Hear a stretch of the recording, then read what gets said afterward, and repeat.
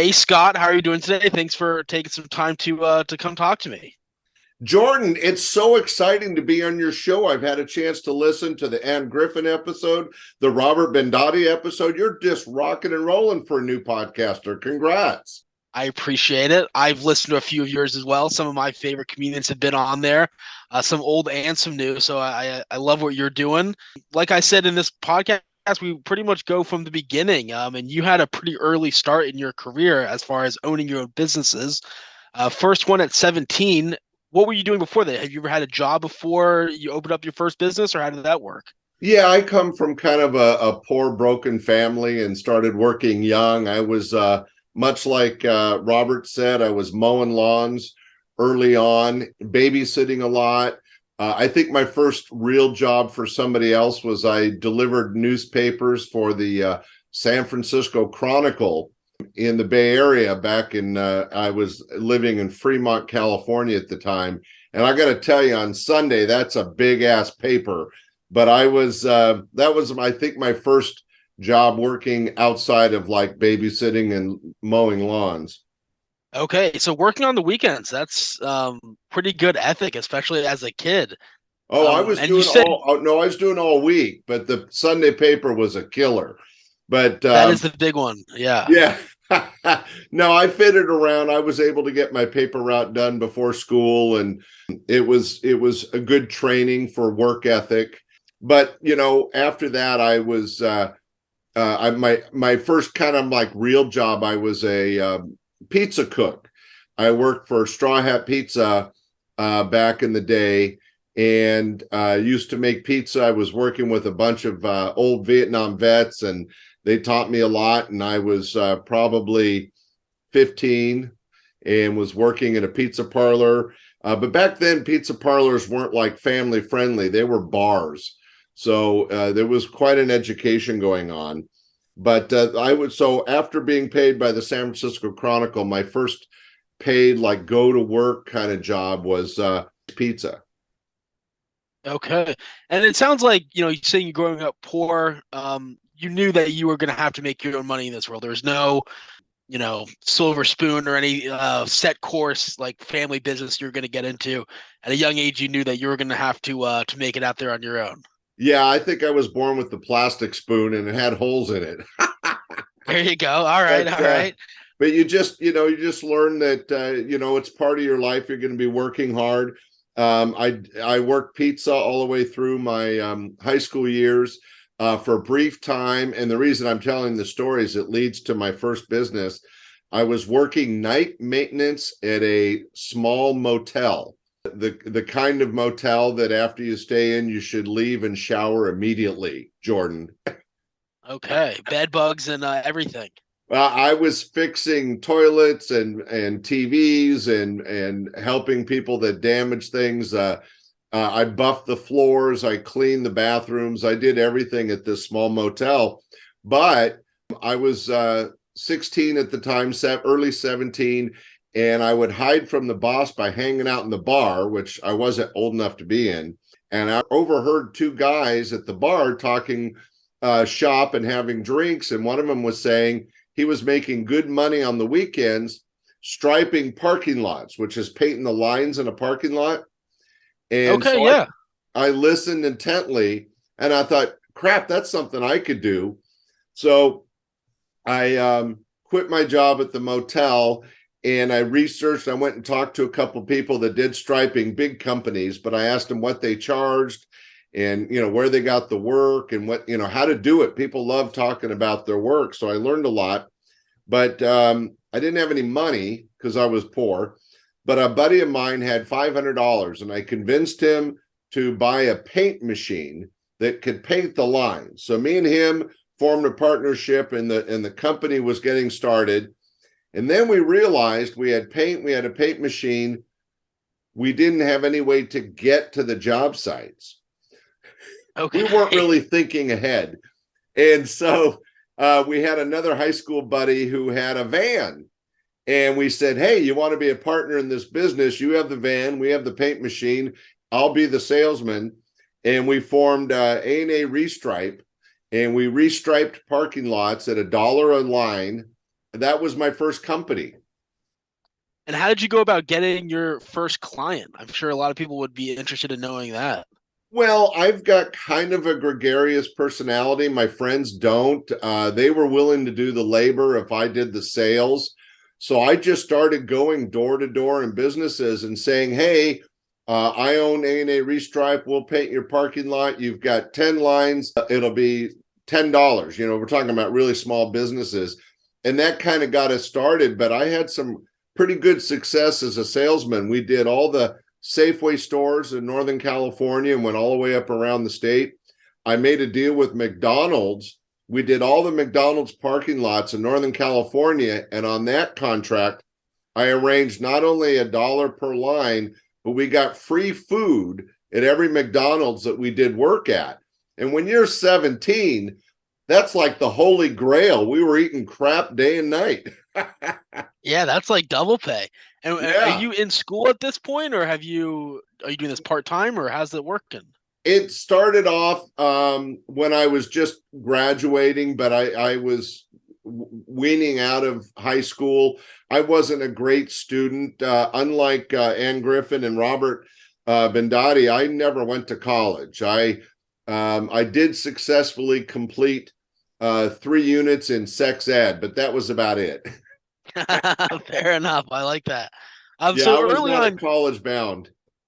yeah, I mean, early on, I think it's important to realize your strengths, and you clearly had the gift of gab, and you were a good salesman. And I think, especially for this generation, mine and younger, college is sometimes less of an option. Unless you're wanting to be a doctor or a lawyer or something. A lot of kids are saying, I think there's a lot of ways to make money without college, and let's just dive right into it. Well, Jordan, I think that's one of the smartest things I've heard you say. Congratulations. It is true that if you've got the money and you want to be a doctor or a lawyer, you got to go to college that can teach you a lot of things.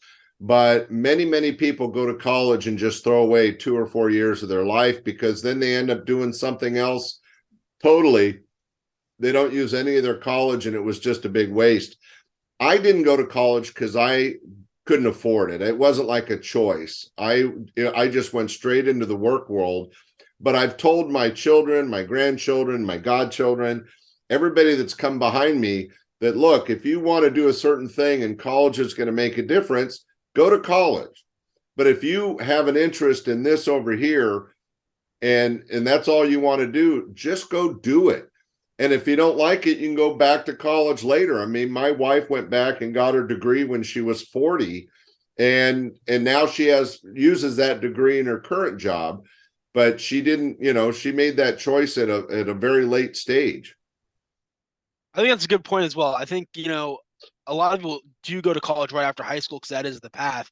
When you don't know what you want to do, that is where you're throwing the money away. And it is so expensive now.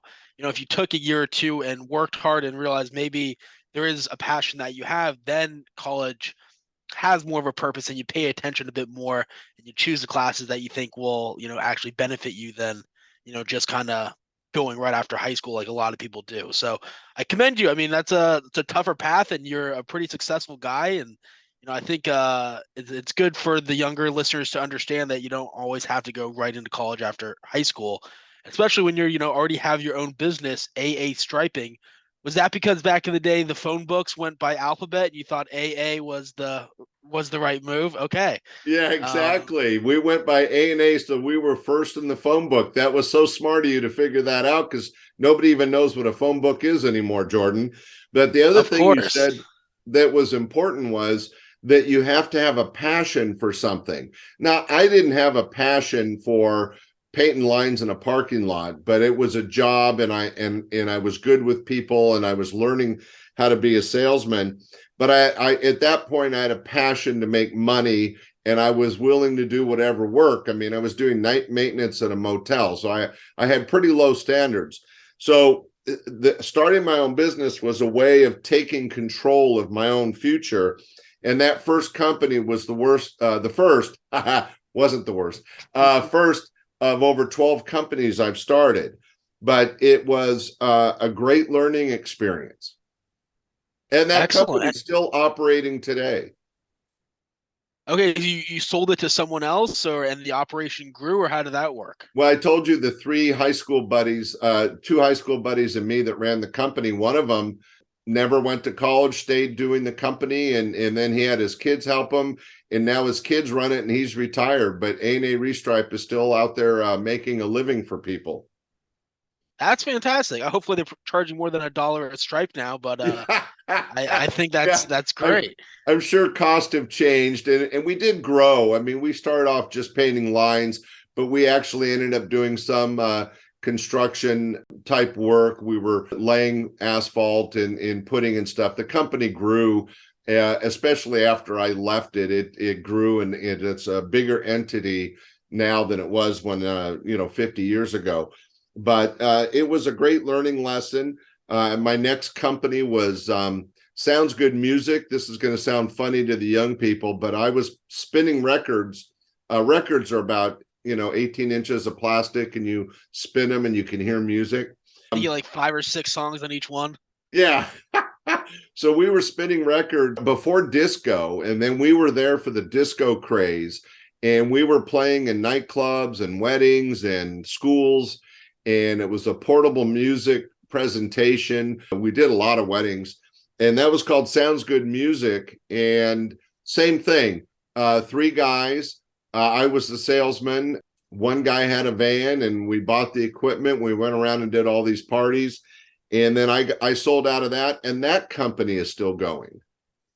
Wow, okay. And they are I'm two doing for two, big Jordan, if you're keeping events. track. I am, yeah. And you gotta retain a piece of these companies after you sell them. Just keep 1% of each one. I should And have, right? as So, they grow, you still have a little back end.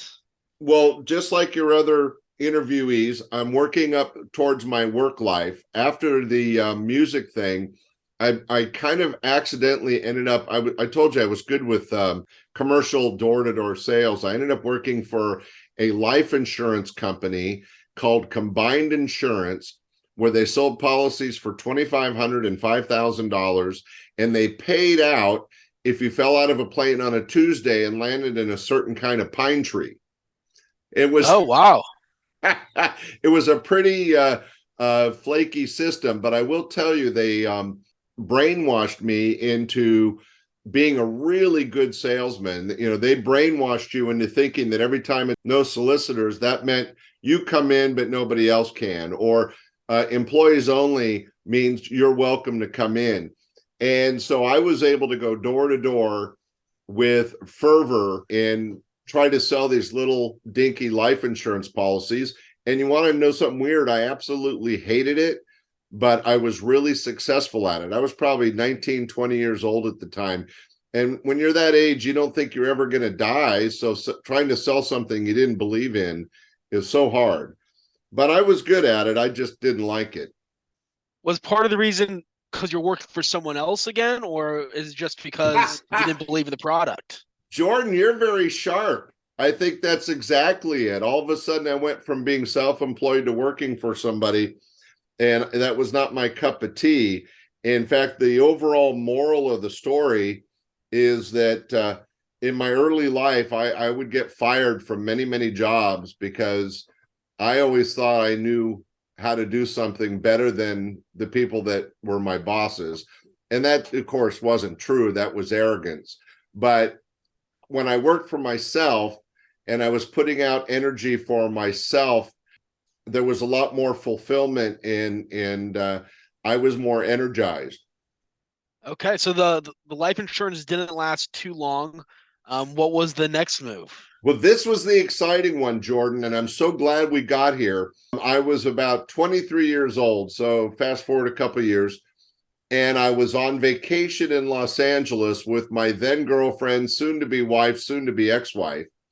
And my dad, who has a great sense of humor, said, "You got to go check out this place called the Comedy Store." And this was back in early 1980, before the big stand-up comedy craze. And I went to what was a satellite location right next to UCLA in Westwood, California. And I've never been to a comedy club. There were none in Northern California at the time. And I go in and I saw Sandra Bernhardt, Dave Coulier, and several other comics. And I just had the best time in my life. And much like the music business and the construction business, I go, I could do this and it would be fun. So I stayed after and I talked to the manager of the place and I talked to the comics. And that 6-hour drive back from LA, my mind was just going 100 miles an hour. I tried to figure out everything I needed to do to open my own comedy club. And after negotiating the free use of a banquet room in a nice restaurant, in August of 1980, I opened up Laughs Unlimited, all comedy showroom. And my first comics were like George Wallace, Bob Saget, Gary Shandling, Yakov Smirnoff, Dave Coulier. I got to work. In fact, in the fourth month I was open, Tom Hanks worked my stage. So first off, you go to a comedy show and you don't say, "Oh, I want to be a comedian." You say, "I want to open up a comedy club." Like you recognize, I love this so much. I don't necessarily want to be the guy on stage. I want to bring this kind of venue to where I live. Yeah, And again, second, Jordan, you were sharp on that. Good catch. because I think a lot of people say, "Oh, I can do that," and they mean, "Oh, I can be a comedian," but you mean, "Oh, I can open up this as a business," and you're not getting open micers, or maybe George Wallace at the time is an open micer, or how are you getting such kind of prestige? Is it because they're nobodies at that time, or how does that work on such a brand new stage? So they were not open micers, but they were not famous. This was long before, for example, Dana Carvey worked for me for probably 4 years before he got Saturday Night Live and became famous and went on to movies and his own shows and everything else. Jerry Seinfeld was working for me when he got the Seinfeld show and actually was very cool about it. He had to cancel a week because he got the Seinfeld show, and after the first season, he came back and worked for the same money to make it up to me. But back in 1980, Gary Shandling, it was his very first road gig out of his hometown of Phoenix, Arizona. Bob Saget worked my club all the time, but these guys helped me. So I was pretty young. I was like 23, 24 years old, and I knew how to start a business, but I didn't know anything about comedy. So Dave Coulier and Bob Saget and some of these other guys, I would ask a lot of questions and they would tell me, this is what you should charge and this is how you should treat the comics, and you need to get a condo for the people to stay in, and you want to have shows at these show times. They basically, I was asking all the right questions. They gave me the answers, and that helped make it a success. Now, that single comedy club in 1980 grew into a chain of 3 comedy clubs. I had 2 here in Sacramento and 1 in Stockton. But I also, you mentioned this in one of your earlier conversations, Jordan, it wasn't about the money for me. It was about having fun and going after things I was passionate about. So after I made a lot of money opening 1 comedy club, I opened 2 more comedy clubs. And then I had a lot of money, so I opened up 2 restaurants. And then I had a couple art galleries. It got so crazy. At one point, I bought a submarine and had a tourist submarine in Monterey, California. And I had a beach shack in Hawaii. And these were all things that were just fun. In fact, a couple of them, like the submarine, I lost my ass financially, but I had a good time. Whoop, whoop. What was the plan with the submarine? Were you renting it out or just Well, throwing it was, parties? so I had helped, there's a company I was a part owner of called Snuba, and that's an underwater snorkeling company all over the world. And I was already an owner of that, and they built this first submarine, and I go, and I helped them. And I said, that's really cool. I want one of those. So they built one for me, and I had partners because they're very expensive. And we took it to Monterey, California, and launched it for the tourists there to take tourists on rides. The problem was, Jordan, Monterey, unlike Hawaii and Southern California and Australia and all the other places these submarines exist, Monterey has really cold water. We had a problem with algae bloom. and I had to pay a scuba diver to go along with the submarine and clean the windows all the time. So it Oh was wow. a huge I ran it for about a year and a half, but I just took a huge bath financially and had to sell it. We ended up selling the submarine to the Wrigley Gum family, and they still run it. It's still operating out of Catalina Island. Oh, okay. All right. Now, something I really want to talk about, and it's something you said was, I knew how to start a business. Now, at this point, this is your third business. You've had two successful ones already. But what does that mean? And for the younger folks that want to start a business, what are some tips you can give on how to start a business, or what do you really need to know to start any kind of business? Because all of yours are very different, it seems. Yeah, I mean, the early, the first one, the striping of the lines was just to make a living. The music one was a little more fun. The comedy was really fun. So as I got older and as I had more of a financial stability, I started doing things that were fun or I had a passion about, as we mentioned earlier. But to young people, that if there's something you're interested in, and truly you don't want to, you don't, let's say you see a bit of taxidermy and you go, wow, that's kind of cool, but that doesn't mean you want to go out and gut squirrels and stuff them, right? You have to find something that you have some interest in. You don't really need the knowledge, but you have to have the interest. And then my little secret to share with young people is that go out and talk to people already doing that work. There's no reason to recreate the wheel. So when I wanted to do the striping company, I went and talked to striping companies. When I wanted to do music, I went and talked to people that were already doing portable disco and music. When I went into the comedy club business, as I mentioned, after that first trip to LA, I went back to LA a couple times and went to San Francisco, and I met the managers and owners of other comedy clubs, and I just pelted them with questions.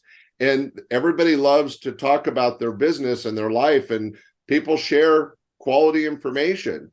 You don't necessarily do everything the way they did it because you want to be yourself and be unique, but there's no reason you can't pick up the basics. You mentioned, how did I get to meet all these great comics? Well, I started by meeting Dave Coulier, and he introduced me to Bob Saget. Bob Saget introduced me to Gary Shandling and George Wallace. And each time I talked to those guys, they would give me some advice and they'd say, oh, by the way, you should call these guys. And they would refer other comics, and it just kept growing and growing to the point where I had Ray Romano, and as I mentioned, Jerry Seinfeld and Jay Leno. Robin Williams worked for me twice. I mean, it just kept ballooning up, and I was learning all the way. I didn't mention it, Jordan, but when I first started my club, I was the MC for all of my shows for 21 years. But when I first started, I had no stage experience. I was nervous as heck. I wore a suit with a sport coat, which, didn't make anybody feel relaxed and comfortable, let alone me or the audience.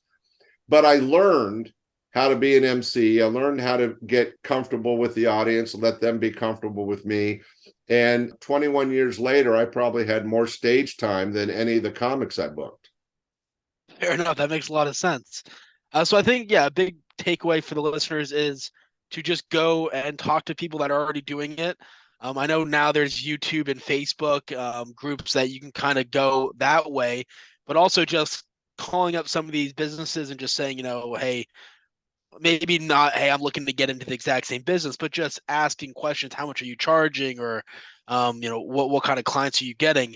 But what about stuff that is like kind of the nitty gritty boring stuff like taxes, accounting, all that kind of stuff that I think is a big blocker for people that want to get into a business that kind of scares them off. They know how to do the skill, but they don't know how to do the other stuff that kind of makes it a profitable business.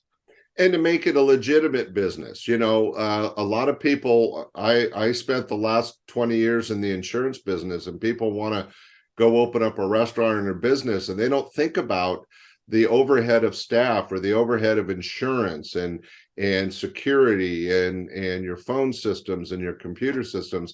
There's a lot of expenses. Now, you're absolutely right, Jordan. When I first started in 1980, the comedy club chain, there were no computers, there was no internet. So I did actually have to go out and talk to people. And to be honest with you, I would recommend being old school. Even if somebody could Google something and get some of the basics, I would still recommend to somebody to go talk to somebody actually doing the work you want to do. You may find out it's not something, that you really want to do, like taxidermy. It may look cool, but actually doing it is a different situation. So if you go and talk to people actually doing the work and ask them what they like and what they don't like and what is their passion, are they doing it just for a dollar, or do they actually care about their work? What you don't want to do is what about 30% of the public does, which become drones and just go off and work for the county or the state and sit in a cubicle for, their whole life, and not getting out and doing things. Fair Remember, I enough. said you Okay. want to have fun, Jordan. You want to have fun, and it sounds like at your peak you were having a lot of fun. You had a lot of different businesses that you were running, art galleries and submarines, and I see that Laughs Unlimited is still up and running. It still has a location in Sacramento. Is that still something that you're doing now, or let's talk, more current day? What are your businesses like today? So I did sell that business. It's still operating. So it started off as it was the 12th club in the United States that was full-time comedy. Now at over 40 years old, it's one of the oldest in the country. It's still operating. I'm really proud of that, but I'm not involved anymore. I moved on. After the comedy clubs, I had a travel agency for a few years. Then I went into auto sales. I was a fleet director for Ford for about 10 years. And then I got tired of working for other people again. It was so funny. I was very successful at Ford as a commercial salesman. And they kept saying, "You're making more money than the manager. We have to cut your commission." And they kept cutting my pay instead of encouraging me to keep selling and making them money. Because if I was making money, they were making money.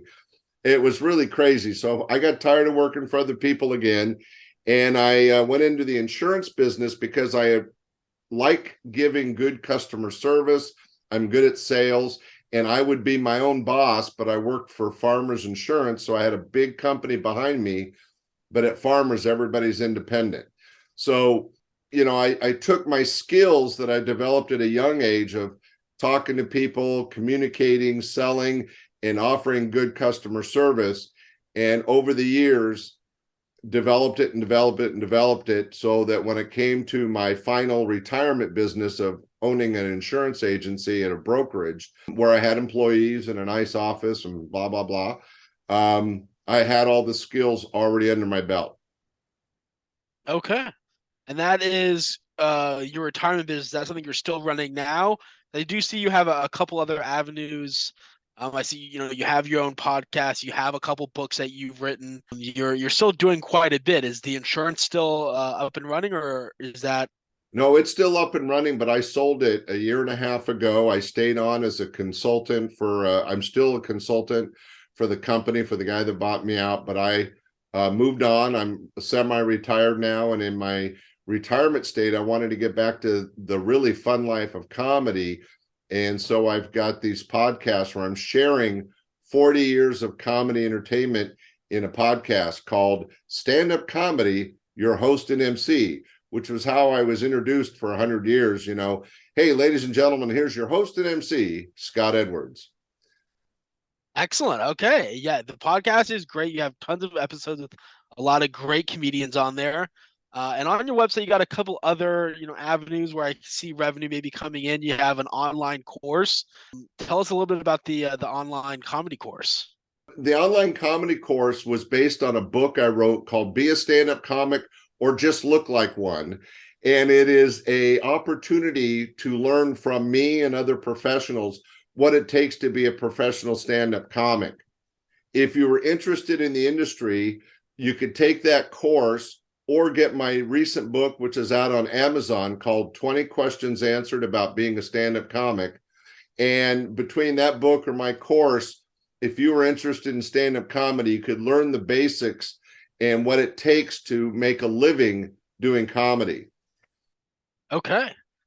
And then you also have, like you said, the two books that they can get. Um, what would you say, just kind of wrapping it up here at the end, what advice would you give to that younger generation? I know we talked about, how to kind of start a business, but what else would you kind of tell them or hope that they would take away from this? Well, that if you have a passion to go into something where you need college, then get through your college, do the work, and be prepared to go out into the real world. But if you have a passion for a business that's right up the street, or that a relative does, or something that you heard about, go work it, go ask questions, or go work in the industry and see if it's what you want to do. For example, I would have never thought I'd like selling insurance or selling cars, but I learned so well the customer service skills that it made me an extremely successful car salesman and an extremely successful insurance agent, because I knew how to listen to the clients and then find the answers to their needs, whether it was car or insurance. And those were skills I learned over the years on all my other companies, in putting together something that is acceptable and worth money to other people, so that I could make an income. Even going back to the comedy days, as the producer of the shows, I had to learn how to produce a good show where people weren't going to come in and pay me each and every night to see that show, right? So it's all part of a learning process, but you got to start by jumping in and doing it. Okay. And that's pretty much all the questions I had, other than, comedians now. Do you have anyone that you recommend, or maybe some people from your day that you think we should go back and check out? I know you have one of the original Chop and Broccoli skits from Dana Carvey, which I always grew up loving. And you can see some of your older vintage videos on your website as well, which is scottscomedystuff.com. But who should we be looking out for? Who do you think a lot of people have missed from maybe Well, your era? so it is difficult to say who's my favorite or who's the best. There's been a lot of great comics in all those years. I worked with some of the best ever in the industry. I was very blessed, but there was people that aren't famous that are actually really good comics that are still out working the road. Steve Bruner, Tim Bedore, Jeff Jenna. There's just a myriad of people. Monica Piper. Paula Poundstone's still out working the road. So there's a lot of really funny people that you can find. One of the last big successes that I helped train, you may remember from the TV show Big Bang Theory, Brian Posehn, who plays the geologist. He started Yeah, off as a stand-up comic in my club. oh wow, okay. He's had a lot of roles. I want to say he was also in 30 Rock and Yeah. maybe a couple other shows, but yeah, I think that's a very recognizable one. Did he take your online course, or did he just start from your club? Oh no, this still goes back about 20 years ago, but he was an opening act 20 years ago, and he developed and worked out a lot at my clubs, and then went in, kept getting better and better, and show business showed him success. Excellent. Well, I'm going to at the end of this, I'll go for all of your, different places they can find you, but where can we find you? I have your website that we said, but where else can we find some of your information and hear more Yeah, about so what you're check doing? out the podcast, Stand Up Comedy, your host and MC. Go to the website, scottscomedystuff.com. I have a new project that you should check out, Jordan. It's called Stand Up Comedy Podcast Network. Stand Up Comedy Podcast Network.com. It's got everything. It's got blogs. It's got a joke of the day. It's got the videos. It's got some great audio bites. I recommend everybody go take a look. Stand Up Comedy Podcast Network. And Jordan, hey, thank you so much for having me on your show. It's been a real joy. I appreciate that, Scott, and hopefully we can check in again soon. I wish you all the best. And no one knows this, but Scott is actually doing the recording for me because I had some trouble. So even more appreciative of that, Scott. And we'll talk soon. Okay, thank you. Thank you.